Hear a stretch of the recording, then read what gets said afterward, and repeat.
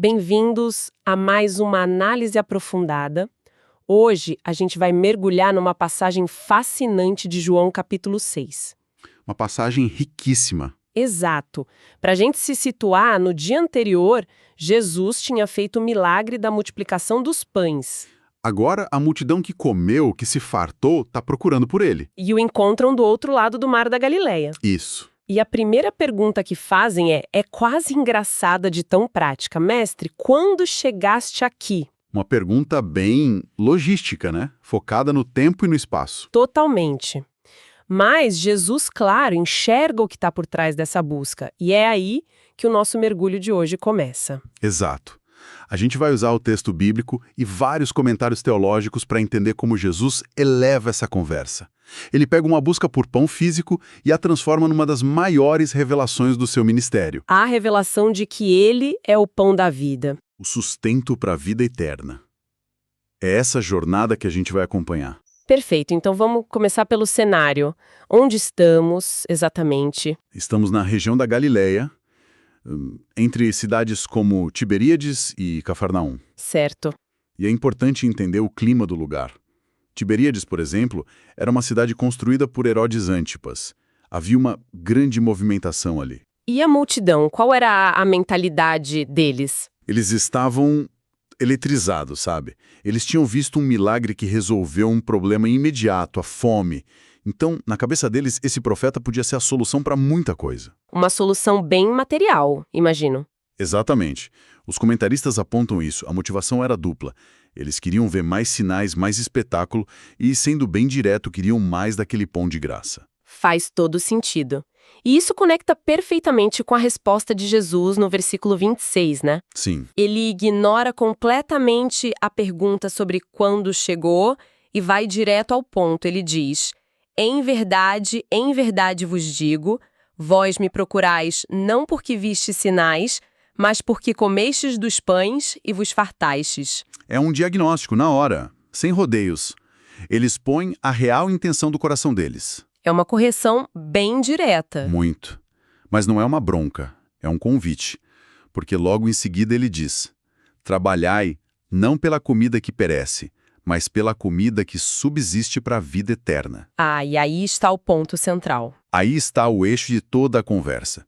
O contraste entre o que é temporário, o pão que mofa, e o que é eterno. E a multidão, como eles reagem a essa chamada de atenção? A reação deles é muito reveladora. Eles perguntam: que faremos para realizar as obras de Deus? Parece uma pergunta sincera, né? Tipo, ok, a gente entendeu. Qual é a nova lista de tarefas, então? Exato. A pergunta, embora pareça piedosa, vem de um lugar totalmente legalista.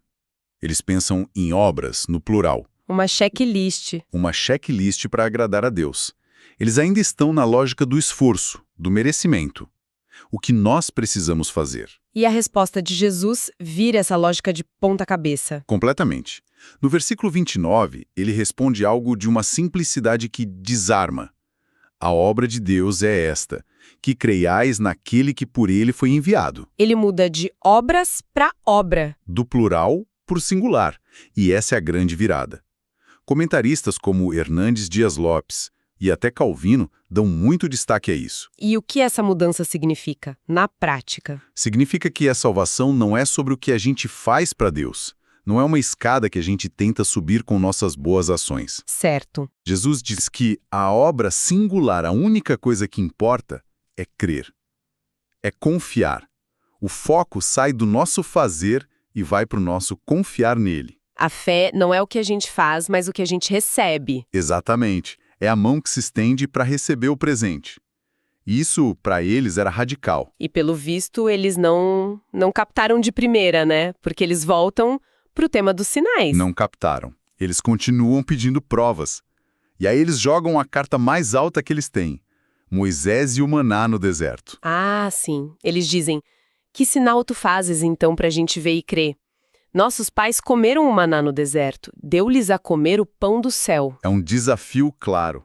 A lógica é: Moisés nos deu pão do céu por 40 anos. O seu milagre foi ótimo, mas durou uma tarde.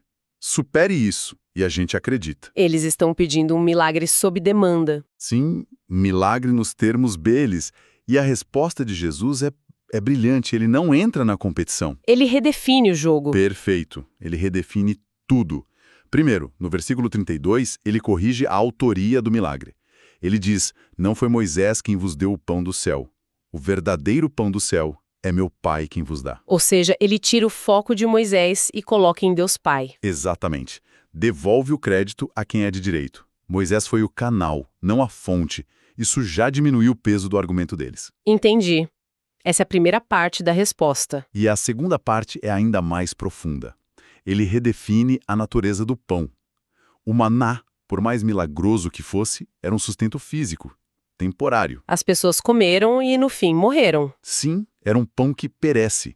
Então Jesus apresenta o verdadeiro pão, porque o pão de Deus é aquele que desce do céu e dá vida ao mundo. Ele está dizendo que o que ele oferece é infinitamente superior. Infinitamente. Moisés intermediou um alimento que sustentou a vida física de uma nação. Jesus se apresenta como o alimento que dá vida eterna ao mundo inteiro. Uau! E é aí, diante do pedido deles, Senhor, dá-nos sempre desse pão, que vem a grande revelação. O versículo 35, eu sou o pão da vida. É muito poderoso como ele não diz, eu vou dar o pão. Ele diz, eu sou. Sim, a solução não é uma coisa que ele entrega, é ele mesmo. A pessoa dele é a resposta. A identidade dele é a solução. É o clímax. E essa é a primeira das 7 grandes declarações eu sou no Evangelho de João. E essa expressão eu sou tem um peso enorme, né? Um peso divino. Os comentários da Bíblia de Genebra, da NAA, todos ressaltam isso. Eu sou, em grego ego e mi, ecoa ao nome que Deus revelou a Moisés na sarça ardente. Então ele não está só se colocando acima de Moisés. Ele está reivindicando a mesma identidade divina do Deus de Moisés. Ele não é mais um profeta que aponta para o pão. Ele é o pão, a própria substância da vida. E a promessa que vem junto é de uma satisfação completa. O que vem a mim jamais terá fome, e o que crê em mim jamais terá sede. É a promessa da saciedade total. Pense na inquietação humana, sabe?